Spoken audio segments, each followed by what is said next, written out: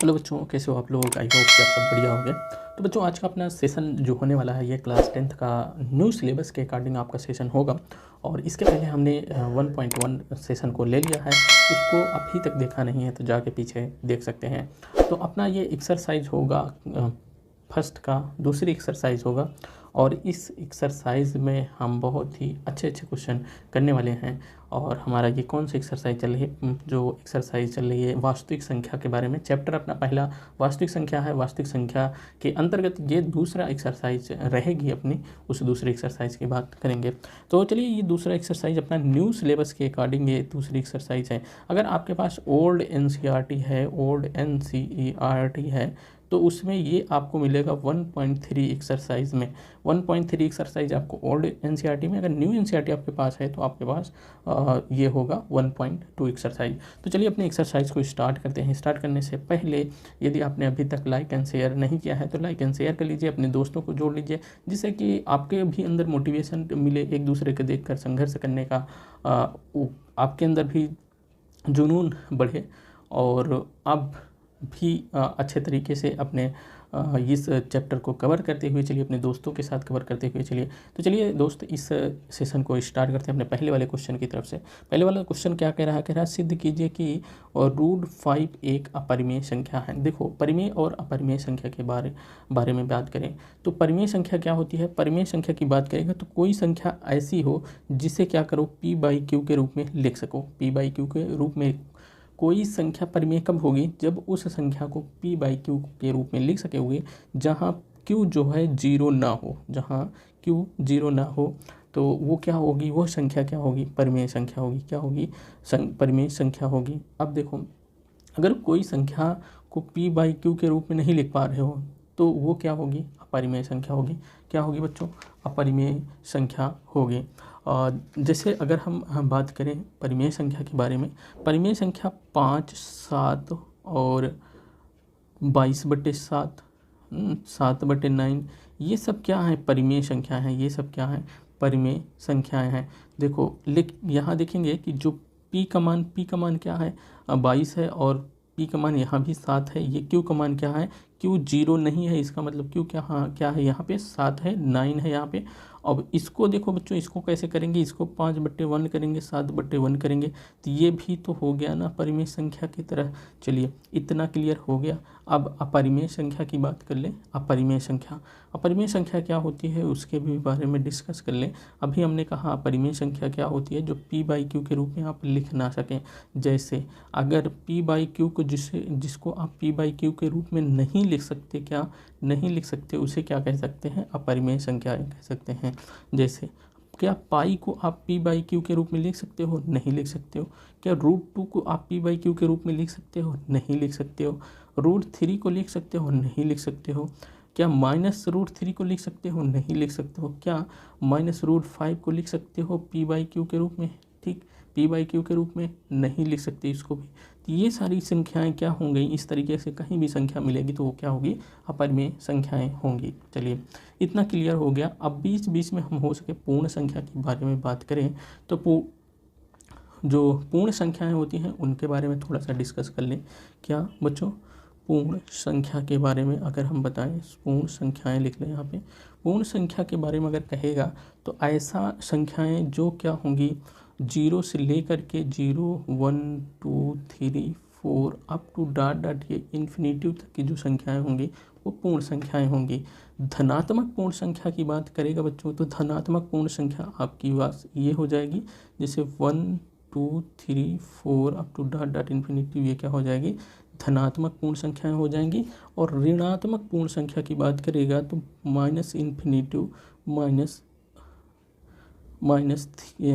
-Infinitive से लेकर, इसको उल्टा कर दीजिए, -इन्फिनिटिव से लेकर के अप टू डॉट -4, -3, -2, -1, ये सब क्या हो जाएगा? ये ऋणात्मक पूर्ण संख्याएं होंगी, ये धनात्मक पूर्ण संख्याएं होंगी, पूर्ण संख्या ये है।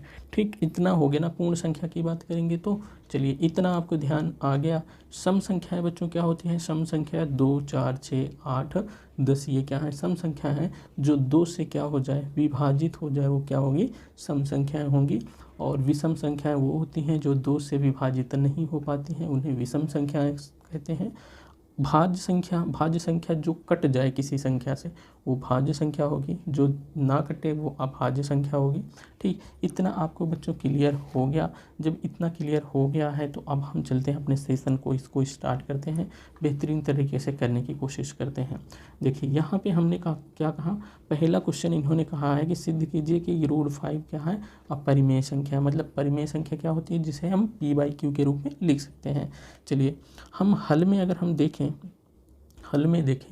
तो हम यहाँ पे √5 को क्या अपरिमेय संख्या है, हमें सिद्ध करना है। मान लेते हैं कि यहाँ लिख लो, माना कि √5 क्या है? एक परिमेय संख्या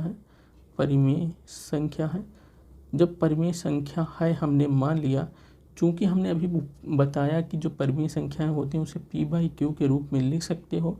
जब p/q के रूप में लिख सकते हो किस संख्या को? परिमेय संख्या को। अब हम मान लिए कि √5 क्या है? परिमेय संख्या है। जब √5 एक परिमेय संख्या है तो इसको हम p/q के रूप में लिख सकते हैं, p/q के रूप में लिख सकते हैं, जहाँ q क्या होगा? 0 नहीं होगा, 0 के बराबर नहीं होगा q। अब देखो, अब यहाँ p और q का जो उभयनिष्ठ गुणनखंड होगा वो एक के अतिरिक्त तो कोई भी गुणनखंड नहीं होगा। यहाँ एक जो यहाँ पे लिख सकते हो p और q में एक के अतिरिक्त कोई उभयनिष्ठ गुणनखंड नहीं होगा। कोई उभयनिष्ठ मतलब कॉमन गुणनखंड नहीं होगा, नहीं है या होगा। ठीक, इसका मतलब क्या होगा बच्चों कि जो p और q का HCF क्या होगा? एक ही होगा, एक के अलावा HCF इसका नहीं होगा। ठीक, अगर ये परिमेय संख्या है तो चलिए आगे देखें। आगे अगर हम देखते हैं तो इसको हम इस तरफ मल्टीप्लाई कर सकते हैं। किसको बच्चों कर रहे हैं? हम कह रहे हैं कि जो √5 इक्वल टू p/q था, इसको इस तरफ मल्टीप्लाई करें तो q√5 इक्वल टू p हो जाएगा। दोनों तरफ स्क्वायर कर दो। जब दोनों तरफ स्क्वायर करोगे बच्चों तो आपके पास निकल कर आता क्या है? ये निकल कर आता है आपका p² equal to q² into √5 का स्क्वायर हो जाएगा। या आप एक स्टेप यहाँ पे लिख दो, दोनों तरफ का स्क्वायर कर सकते हैं। p इक्वल टू q√5 ये इतना है। दोनों तरफ का स्क्वायर करने पर, दोनों तरफ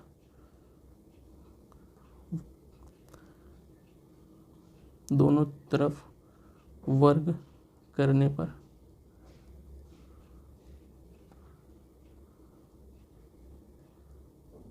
देखो, जब दोनों तरफ को वर्ग कर देंगे तो यहाँ पे क्या हो जाएगा? p² इक्वल टू q√5 का होल स्क्वायर हो जाएगा। और p² इक्वल टू √5 का स्क्वायर करोगे तो ये 5 हो जाएगा। q का स्क्वायर करोगे तो क्या हो जाएगा? q हो जाएगा, q² हो जाएगा।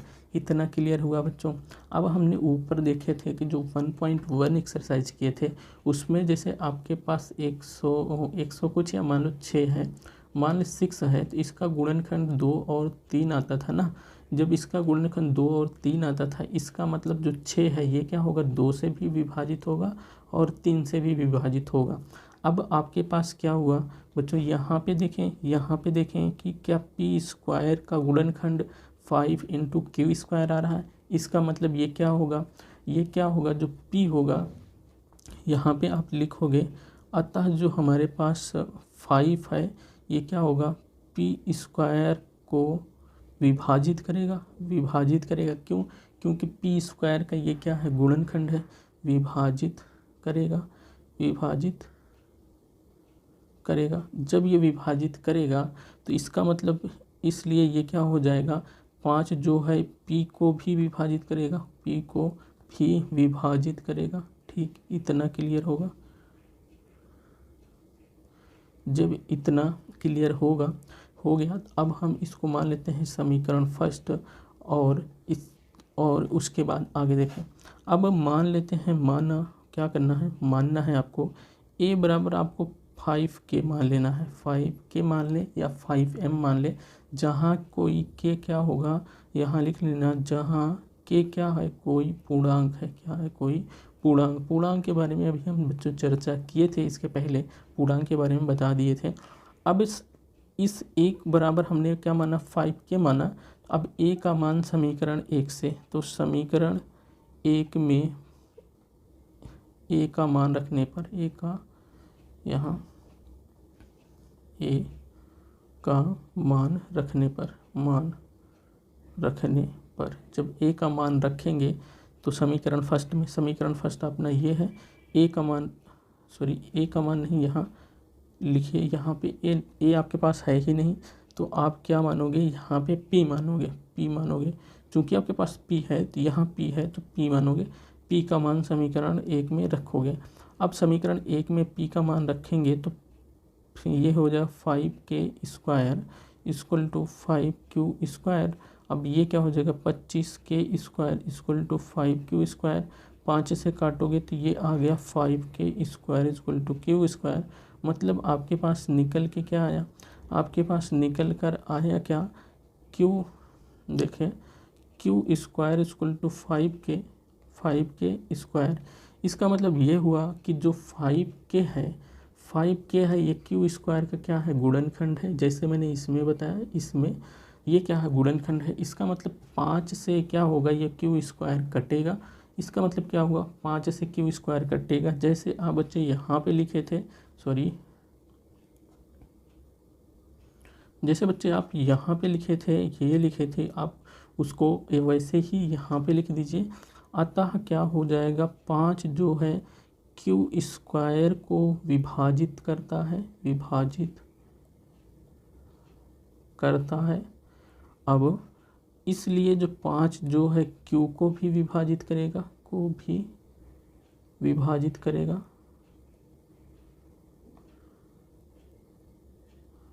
देखिए। अच्छा, ये आपको कैसे होता है, यहाँ पे देखो, मैंने कहा कि अब देखो यहाँ जैसे अपने पास क्या है, 6 है।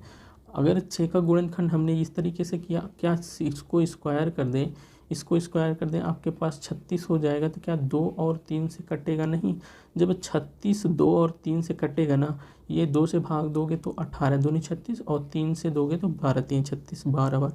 अब देखो जब ये स्क्वायर था, मतलब अगर कहने का इसके कि अगर 6 स्क्वायर में था तब भी ये कट रहा है, जब स्क्वायर में नहीं होगा तब भी ये 2 और 3 से कटेगा। इसीलिए हमने यहाँ पे लिखा कि यदि भी 5 से स्क्वायर में q² था तब तो कट रहा था, अब की बार भी ये जब q² हटा देंगे तब भी q क्या करेगा, 5 से विभाजित होगा, मतलब कटेगा। तो हम यहाँ पे समीकरण इसको मान लेते हैं अपना, इसको मान ले समीकरण सेकंड। अब हम यहाँ पे लिख सकते हैं क्या, अब आपके पास ये विभाजित हो गया, ठीक। तो अब हम यहाँ पे लिख सकते हैं, चूँकि 5 जो है दोनों में कॉमन है, दोनों में, यहाँ पे लिख दीजिए समीकरण फर्स्ट और सेकंड से, चूँकि 5 दोनों समीकरणों में, दोनों p और q को विभाजित करता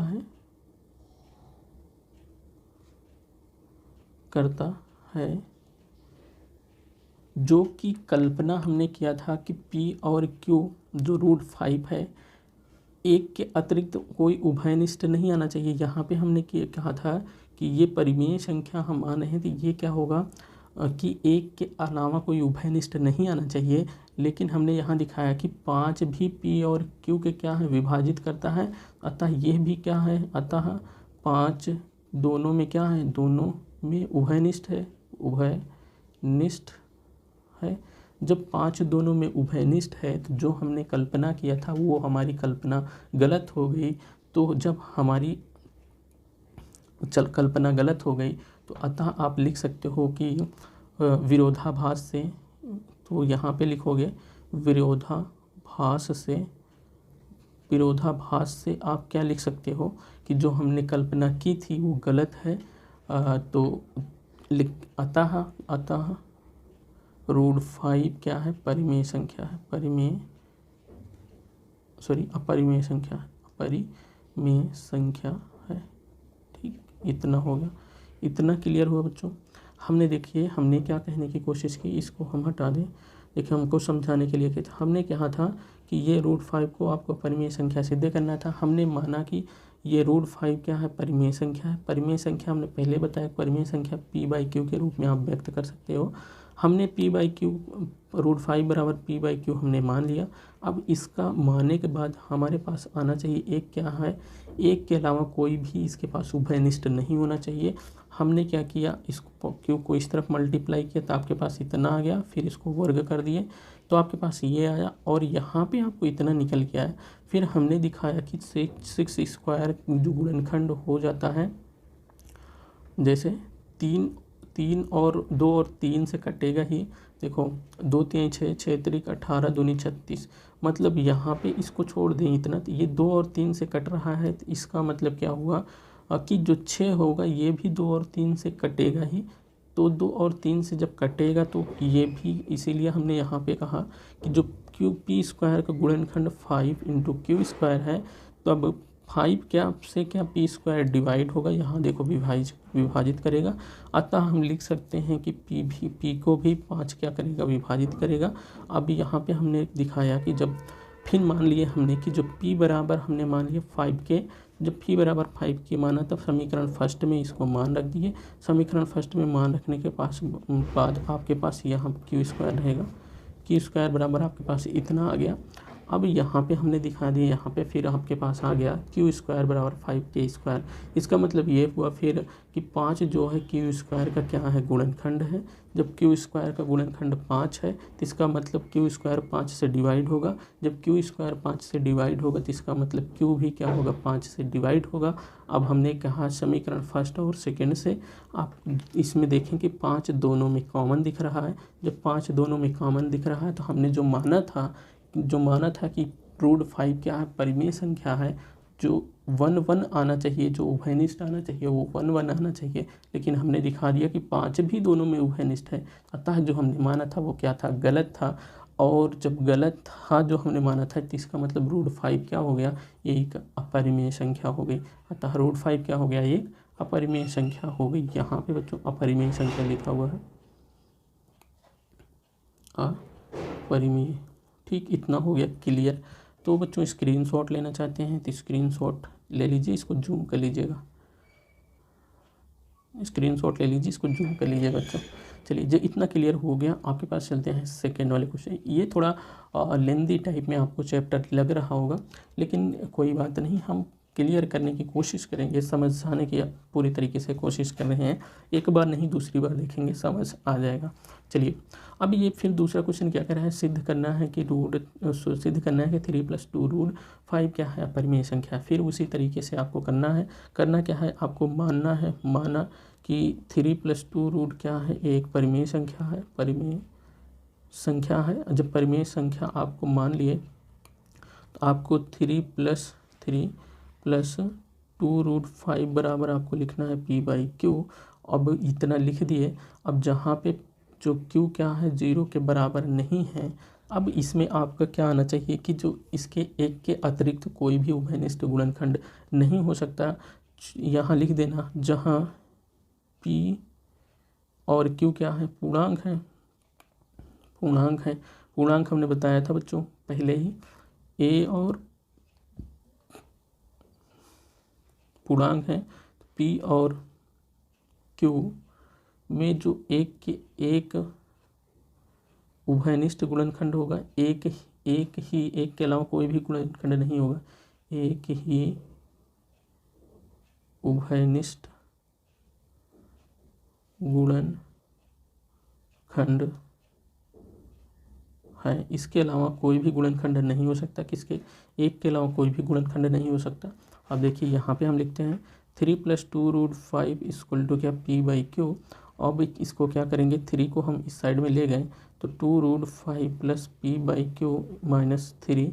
अब देखो जब इतना हो गया, अब हम 2 से क्या कर देते हैं, इस तरफ मल्टीप्लाई या डिवाइड कर देते हैं दोनों तरफ, तो आपके पास निकल के आता है √5 इक्वल टू 1/2 ये p/q - 3। ठीक, यहाँ पे 2/2 से मल्टीप्लाई डिवाइड करोगे, 2 से 2 कैंसिल हो जाएगा, इसलिए हमने क्या किया, इसको हटा दिया। ठीक, इतना क्लियर हो गया बच्चों। जब इतना क्लियर हो गया, चूंकि ए और बी क्या हो, पूर्णांक संख्या है। पूर्णांक संख्या हमने बताया क्या, 0 से लेकर के 1 2 3 4 5।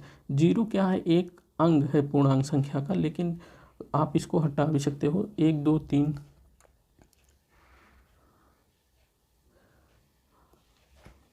0 1 2 3 4 5 6 up to dot dot infinity. तो ये क्या है, पूर्णांक संख्याएं हैं। अब ये क्या है, पूर्णांक संख्याएं हैं, तो ये जब पूर्णांक संख्या, ये क्या होगा, एक परिमेय संख्या होगा। तो जब एक,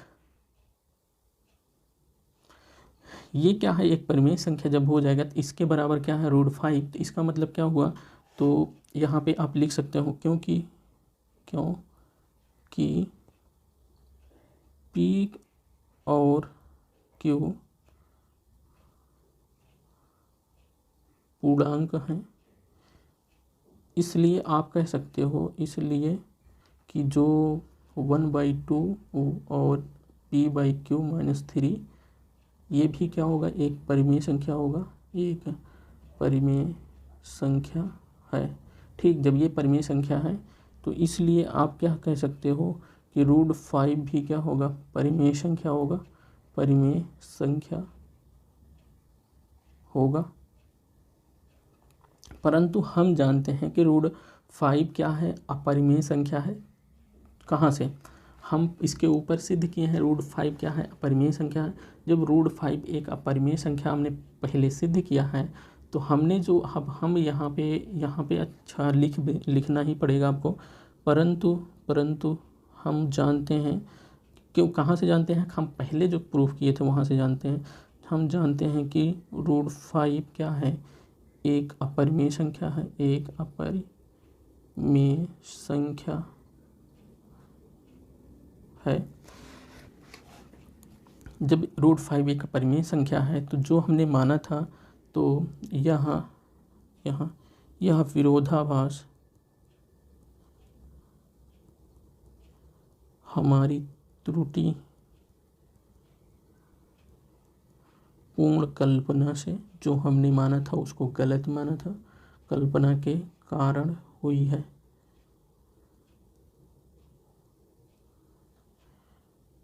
कि हमने क्या माना था कि 3 + 2√5 एक परिमेय संख्या,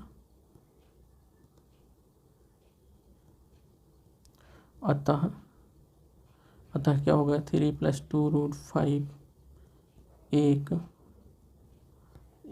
क्या है, अपरिमेय संख्या है। क्या है, एक अपरिमेय संख्या है। ठीक, इतना बच्चों क्लियर हो गया।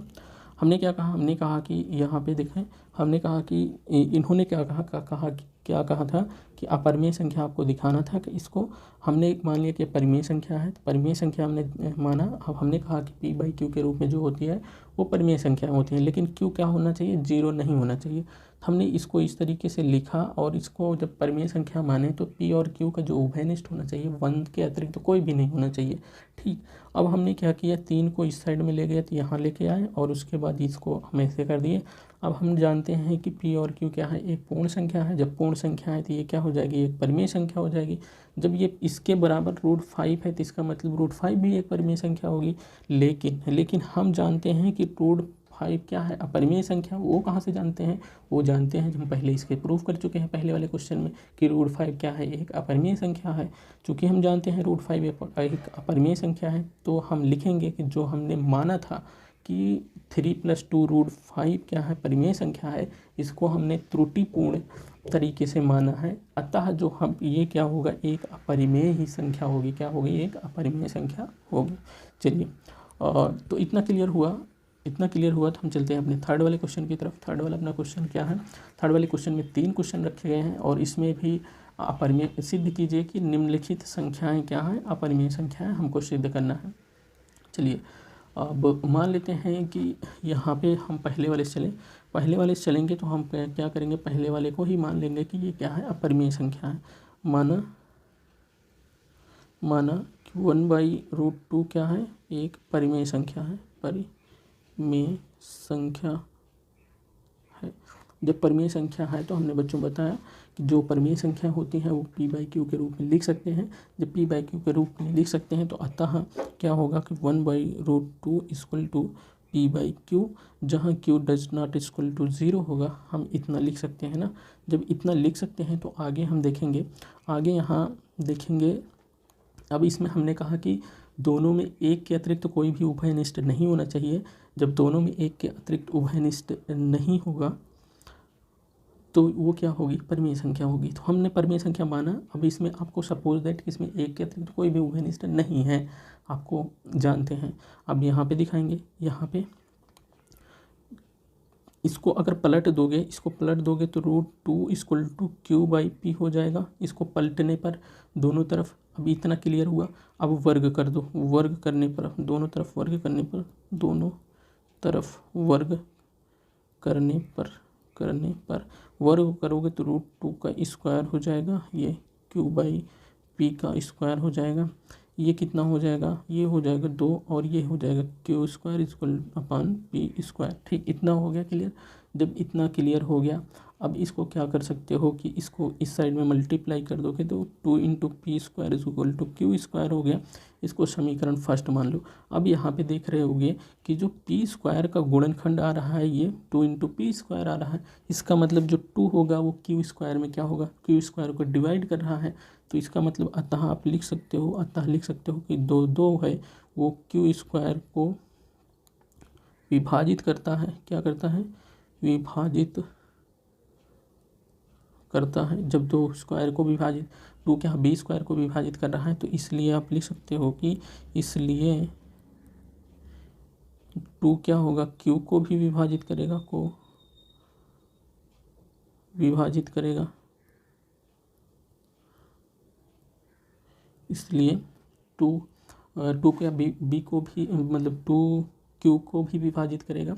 अब हम यहाँ फिर मानते हैं, क्या, यहाँ पे देखते हैं, यहाँ पे मानते हैं माना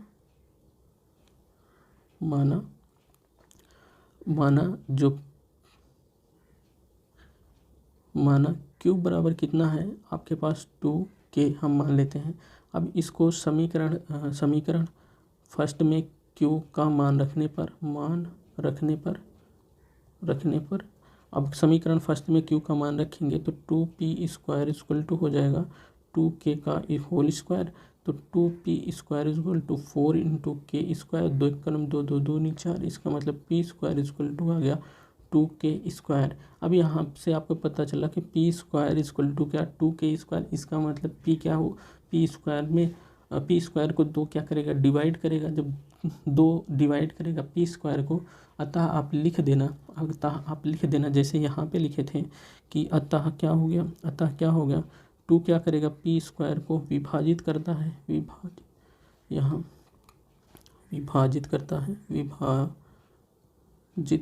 करता है। ठीक, जब p² को विभाजित करता है तो ये p को भी विभाजित करेगा, इसलिए यहाँ पे इसलिए 2 जो है p को भी विभाजित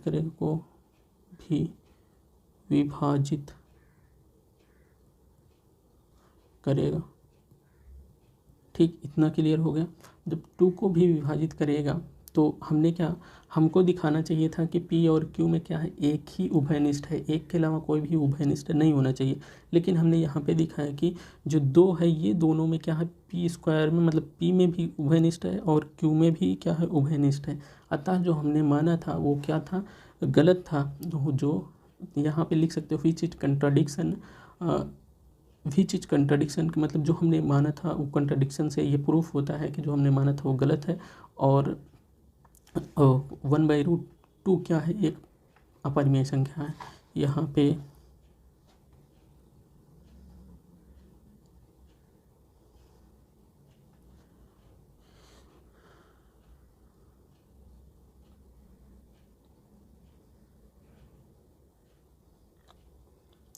आप लिखना क्या, आप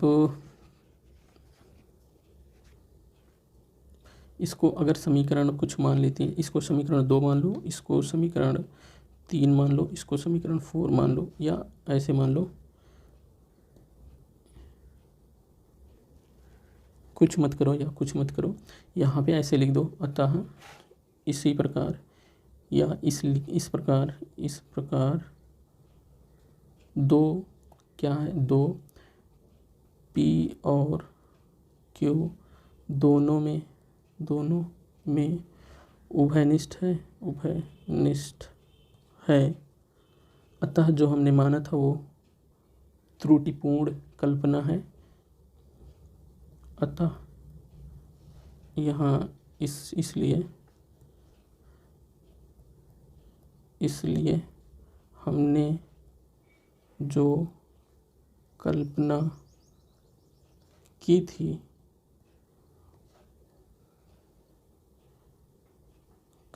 थी वो त्रुटिपूर्ण है।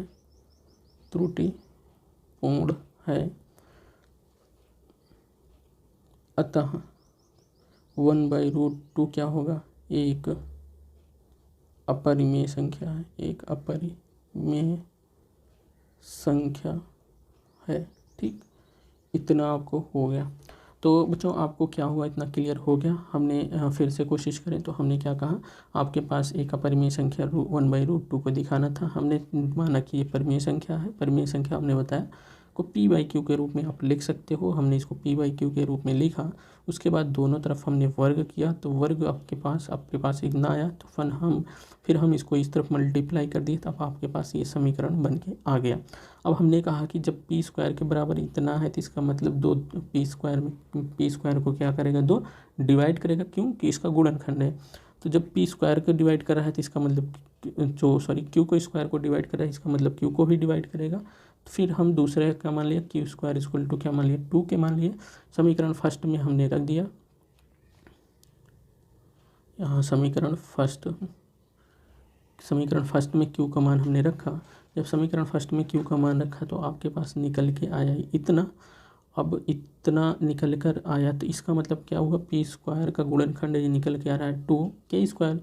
2 क्या होगा, p² को डिवाइड करेगा तो इसका मतलब क्या होगा, p को भी 2 डिवाइड करेगा। इस प्रकार हम कह सकते हैं जो p है ये p और q दोनों में ही क्या है, उभयनिष्ठ है। जबकि हमें होना क्या चाहिए कि p और q में उभयनिष्ठ सिर्फ 1 के अतिरिक्त कोई भी नहीं है। हमने दिखाया 1 के अतिरिक्त 2 भी उभयनिष्ठ है, तो इसका मतलब ये हुआ जो हमने माना था वो त्रुटिपूर्ण था। और जो हमने माना था जब वो त्रुटिपूर्ण हुआ तो इसका मतलब ये हुआ कि जो 1/√2 क्या हो, एक अपरिमेय संख्या है। चूँकि हम 1/√2 को परिमेय संख्या माने थे, तो हमारा जो परिमेय संख्या था वो माने थे वो क्या त्रुटिपूर्ण हो गया। जब त्रुटिपूर्ण हो गया तो ये क्या हो गया, एक परिमेय संख्या हो गई, एक अपरिमेय संख्या हो गई। ठीक, इतना क्लियर हुआ। अब इसके बाद हम चलते हैं अपने इसको भी दिखाना है, सेकेंड वाले को दिखाना है क्या, वो 7√5 भी क्या है, एक अपरिमेय संख्या है। ठीक, 7√5 भी एक अपरिमेय संख्या है, इसको दिखाना है। अच्छा, इसको स्क्रीनशॉट लेना चाहते हैं बच्चे, स्क्रीनशॉट ले लीजिए। ठीक, इसको जूम कर लीजिएगा। चलिए इसको हटाते हैं, हम नेक्स्ट वाला लगाते हैं।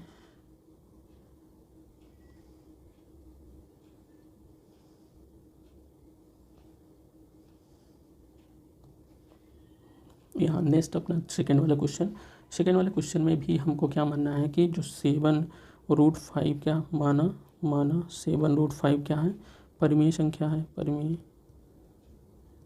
संख्या सही नहीं लिख रहा, 7√5 क्या है, परिमेय संख्या है। जब ये परिमेय संख्या है तो इसलिए क्या होगा, 7√5 = क्या हो जाएगा, p/q, और q जहाँ जो है 0 नहीं है तो इसका मतलब क्या हुआ, जब q 0 नहीं है तो इसका मतलब क्या हो गया कि अब इसके हमने कहा कि इन दोनों का जो उभयनिष्ठ होना चाहिए, एक के अलावा नहीं होना चाहिए। अब हम क्या करते हैं कि 7 को अगर नीचे लेके आए तो √5 इक्वल टू क्या हो जाएगा, P/7Q। इसको हम लिख सकते हैं। अब देखो, अब यहाँ पे देखें, यहाँ पे आपको देखने को मिल रहा है कि चूंकि √5 क्या है, एक अपरिमेय संख्या हमने पहले सिद्ध किया था, या हम यहाँ पे देखें कि ये क्या है, ये आपको एक पूर्ण संख्या दिख रही होगी। तो यहाँ पे पहली बात तो चूँकि 7 तो पूर्ण संख्या है ही, ए और बी भी, यहाँ पी और क्यू भी क्या हैं, यहाँ पे पूर्ण संख्याएं हैं। हमने पहले ही बताया है, पहले ही लिखवाया है कि जो पी, यहाँ पे पी और क्यू क्या है, पूर्ण संख्या है। ये पूर्ण संख्या, ये पूर्ण संख्या, इसके मल्टीप्लाई हो गया, इसमें तो पूर्ण ही संख्या हो गई।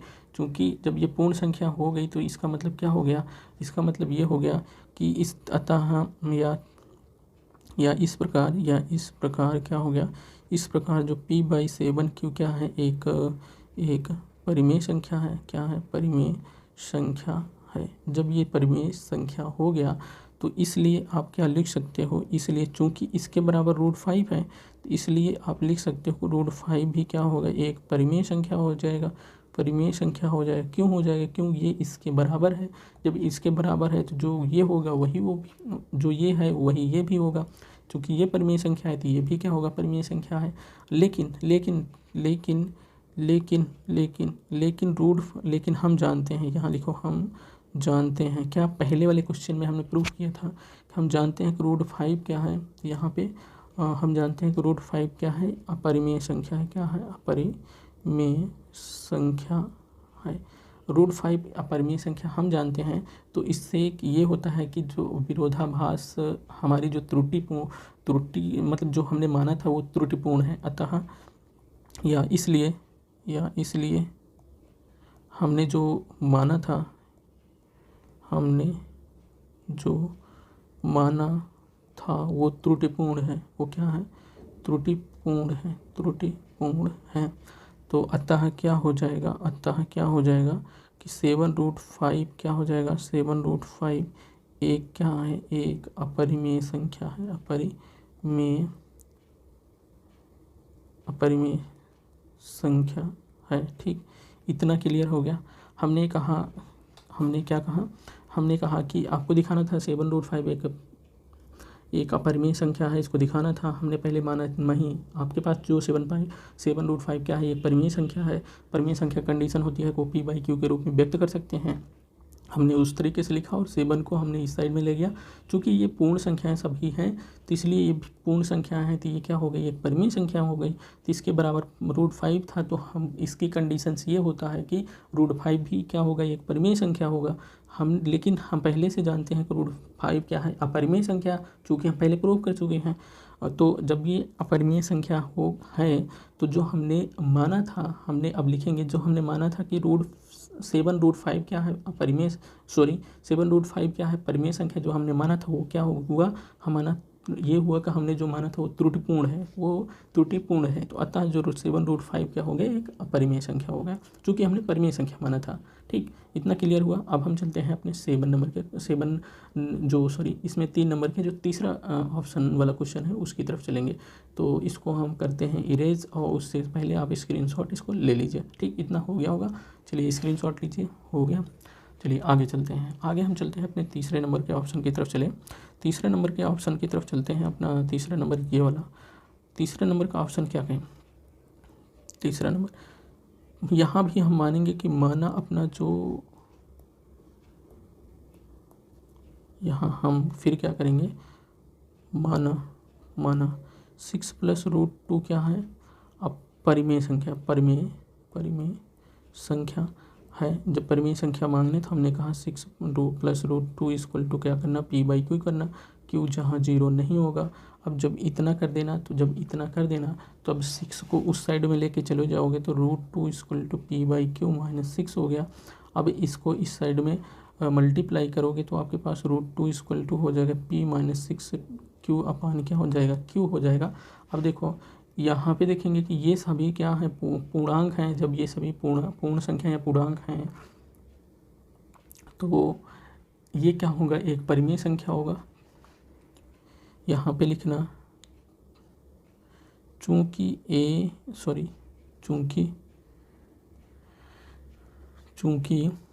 P और Q पूर्णांक हैं इसलिए P - 6Q अपान Q क्या होगा, एक परिमेय संख्या है। ठीक, इतना हो गया। अब लिख देना इसलिए जो √2 होगा ये भी क्या होगा, एक परिमेय संख्या होगा। √2 भी एक परिमेय संख्या है। अब परंतु हम जानते हैं, क्या जानते हैं, परंतु हम जानते हैं कि जो रूट में संख्याएं होती हैं वो क्या होती हैं, अपरिमेय संख्याएं होती हैं। हम जानते हैं कि रूट में जो संख्या मतलब 2 है, रूट में जो 2 है ये क्या है, अपरिमेय संख्या है। यहाँ लिखे संख्या, अपरिमेय संख्या है। अतः जो हमने माना था यहाँ लिखना कि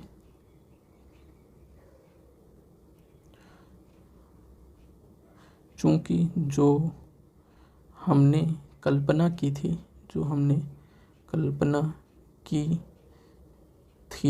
या माना था, चूँकि जो हमने माना था वो परिमेय संख्या माना था, लेकिन हमने यहाँ पे दिखाया कि हम ये क्या है, एक अपरिमेय संख्या है। ठीक, अतः हमने जो माना था वो क्या है, या जो हमने कल्पना की थी यहाँ पे थी वो त्रुटिपूर्ण है। अतः आप लिखेंगे कि जो 6 + √2 है, यही तो था, 6 + √2 एक परिमेय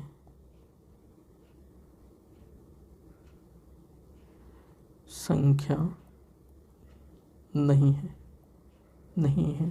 हमने क्या माना था, एक परिमेय संख्या माना था। अब हमने दिखा दिया क्या, एक परिमेय संख्या नहीं है। अतः क्या होगा, मतलब या आप लिख सकते हो अथवा आप लिख सकते हो R करके कि 6 + √2 एक अपरिमेय संख्या है। ठीक, इतना हो गया। तो आई होप कि बच्चों ये सारे क्वेश्चन आपको क्लियर हुए होंगे और अच्छे तरीके से समझ आए होंगे। अपना ये तीसरा वाला क्वेश्चन था, तीसरा वाला ऑप्शन था, तो इसको भी स्क्रीनशॉट आप बच्चों ले लीजिए। आई होप कि आपको ये सेशन पसंद आया होगा। अगर पसंद आया होगा तो लाइक, शेयर एंड सब्सक्राइब जरूर करिएगा। अपने साथियों के साथ शेयर करिएगा जिससे कि हम और भी वीडियो बना सकें। तो चलिए दोस्त, इस वीडियो में इतना ही। अगले वीडियो में फिर मिलते हैं, तब तक के लिए जय हिंद।